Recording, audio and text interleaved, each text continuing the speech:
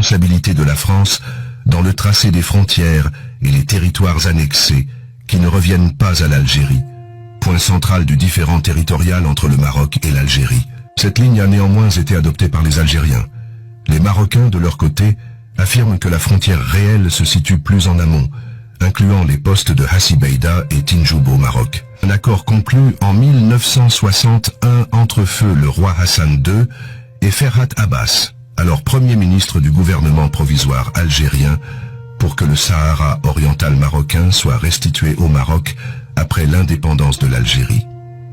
Cependant, les nouveaux dirigeants algériens ont écarté Abbas et refusé de rendre ces territoires sahariens orientaux au Maroc. Tlemcen vit et survit en fonction de la politique marocaine qui, elle, s'exerce dans le cadre d'un État. C'est que le Maroc a créé un empire, et le Maroc, à partir de Fès et de Marrakech, va créer tous les empires almoravides, l'empire almohade, les mérinides, etc. Et là encore, c'est un grand complexe que nourrissent les Algériens. Parce que les Algériens le savent, ça. Ils savent qu'ils n'ont jamais constitué d'État. Ils regardent, avec l'air un peu jaloux, le voisin marocain.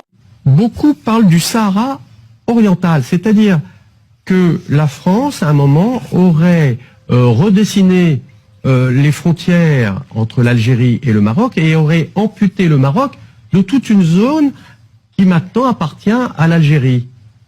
Oui, c'est vrai. Vous savez qu'il y a des expéditions françaises qui sont parties d'Algérie et qui ont été jusqu'au golfe de Guinée, les grandes missions qu'on pu voir à l'époque. On n'a tenu aucun compte des problèmes d'ethnie, de zone géographique, on a tracé des lignes droites. Le Sahara, bon, ce Sahara-là, il faisait partie traditionnellement de la zone marocaine. L'Algérie, c'est nous qui avons donné à l'Algérie tout ce qui va après la montagne, c'est-à-dire tout ce qui est le désert du Sahara jusqu'à l'Afrique centrale, jusqu'à l'Afrique sahélienne, c'est nous qui l'avons donné à l'Algérie, et pire encore, si je peux dire. Il y a une partie, on peut se demander pourquoi on a donné toute cette partie-là, pourquoi le général de Gaulle a dit d'accord, vous donnez tout ça. C'est parce qu'on avait un accord secret avec l'Algérie qui disait qu'on continuait nos expériences, alors non plus atomiques, mais expériences biologiques et autres qu'on menait dans le sud du Sahara, on continuait sur ces sites à travailler. Et on a continué un certain nombre d'années à travailler sur ces sites. Oui, effectivement, dans cette partie-là, eh bien, par exemple, sur le Maroc, quand c'était le royaume, si vous voulez, qui datait de l'an 900, et qui allait depuis, il faut pas l'oublier, ne l'oublions pas, Grenade et Séville, étaient sous contrôle du royaume du Maroc, et ça descendait jusqu'au Sénégal. Est-ce qu'à l'époque, on avait conscience que l'Algérie, c'était ce grand pays qui est aujourd'hui? La réponse est non, puisque c'était pas comme ça, c'était pas décidé comme ça. Dans le coin, le seul système qui était là depuis plus de 500 ans, c'était le royaume du Maroc, puisqu'on a déjà les références en l'an 900. Donc là, c'est clair. Le fait historique évident qui veut que ce Sahara, et si j'osais dire sans inquiétude pour la diplomatie, certainement jusqu'au Sénégal, a des racines marocaines. Voilà ce qui est. Comme la terre est ronde, le Sahara est marocain. Parce que, comme vous l'avez très bien dit Alfred, la longévité du royaume du Maroc, 788, bref, 1300 ans d'existence, nous avons tracé des frontières, non pas au hasard, mais dans l'intérêt de nos autres colonies. Mais que nous avions bien 13 départements français d'outre-Méditerranée en Algérie.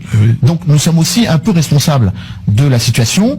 C'est d'ailleurs la raison que la fâcherie a duré assez longtemps, car les Marocains demandent instamment que les archives de 1912 puissent être ouvertes, et l'on verrait peut-être que la frontière du Maroc englobe le Sahara occidental, dit occidental, mais englobe aussi le Sahara oriental, ouvrant peut-être là une perspective de crise très acerbée avec le voisin algérien. On l'a dit concrètement quoi?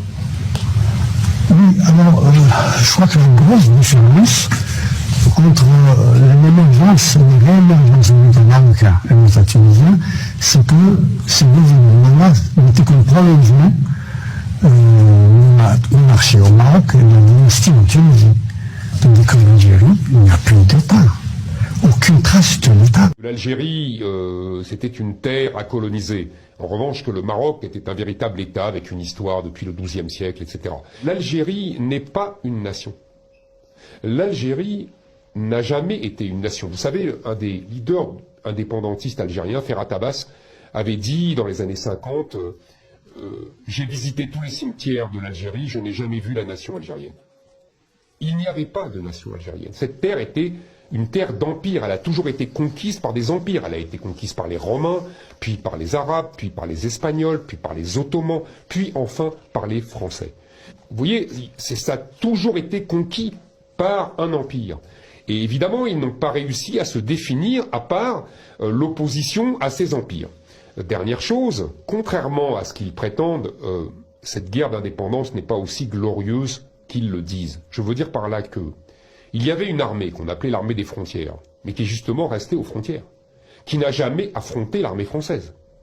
On n'est pas dans le cas de l'Indochine, on n'est pas dans le cas de Dien Bien. Il n'y a pas de Dien Bien Phu algérien. L'Algérie a été façonnée par la France. Le nom même de l'Algérie est inventé par la France, en prenant évidemment la ville d'Alger. Les frontières, on va en parler puisque au Maroc ou pas, les frontières de l'Algérie ont été délimitées par le colonisateur français. Donc on peut dire que l'Algérie doit beaucoup à la France, doit son existence à la France, et que c'est en miroir avec la France, par détestation de la France, que la nation algérienne s'est édifiée. Inventée par les Français, voire les Anglais. بوعلام صنصال كاتب جزائري عمره 75 عاما يحمل الجنسية الفرنسية. تم توقيفه في مطار هواري بومدين بالعاصمة الجزائر قادما من فرنسا. طيب لماذا اعتقل بوعلام؟ إن السلطات الجزائرية منزعجة من تصريحات أدلى بها صنصال تبنى فيها صنصال موقفا يقول إن مدنا بالغرب الجزائري كانت تاريخيا جزءا من المغرب مثل تلمسان ووهران ومعسكر. انتزعت من المملكة المغربية تحت الاستعمار الفرنسي لصالح الجزائر. صنصال طبعا مشاهدينا كان مسؤولا سابقا في وزارة الصناعة الجزائرية. Le Maroc, il faut le savoir, hein, c'est le pays le plus ancien dans le monde. Le Maroc existe depuis 12 siècles. Alors, la France existe depuis 1000 ans. Il existait dans la forme actuelle, hein, donc sultan. Donc c'est un vieil État qui a toujours été très puissant. Puis il a colonisé toute l'Afrique du Nord, quasiment jusqu'à l'Égypte, et il a colonisé l'Espagne. Et là, c'était un État, un empire, jusqu'au Sénégal, très très très puissant. Et puis il y a eu l'effondrement de tout le monde musulman à partir de l'invasion des Mongols, 1280, et puis l'effondrement, l'éclatement de l'empire en petits royaumes, par-ci par-là, et puis la colonisation arrive. La France n'a pas colonisé le Maroc, pourquoi? Mais parce que c'est un grand État. C'est facile de coloniser des petits trucs qui n'ont pas d'histoire, mais coloniser un État, c'est très difficile. Quand la France a colonisé l'Algérie, toute la partie ouest de l'Algérie faisait partie du Maroc. Tlemcen, Oran, et même jusqu'à Mascara et tout ça, toute cette région faisait partie du royaume. Bon, la France s'installe, colonise l'Algérie. Elle s'installe également au Maroc comme protectorat. Elle a décidé, comme ça, arbitrairement, de rattacher tout l'ouest du Maroc, enfin, tout ce qui est l'est du Maroc, elle l'a pris. Elle a tracé une frontière comme ça. Lorsque les Algériens, en 1954 et même un peu avant, commençaient à militer pour l'indépendance et tout ça, quand la guerre de libération a démarré, donc en novembre 1954, les activistes algériens ont pris contact avec le roi du Maroc pour les héberger, les aider diplomatiquement, financièrement, et puis leur permettre de créer des bases militaires où on s'entraîne. Il leur a dit, ok, mais à une condition, moi je vous aide sur tous les plans, mais à l'indépendance, vous me restituez nos territoires qui ont été pris par la France. Et les Algériens ont dit, ok, ils nous avaient promis.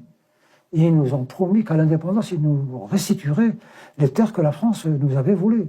Et là, ils nous ont menti.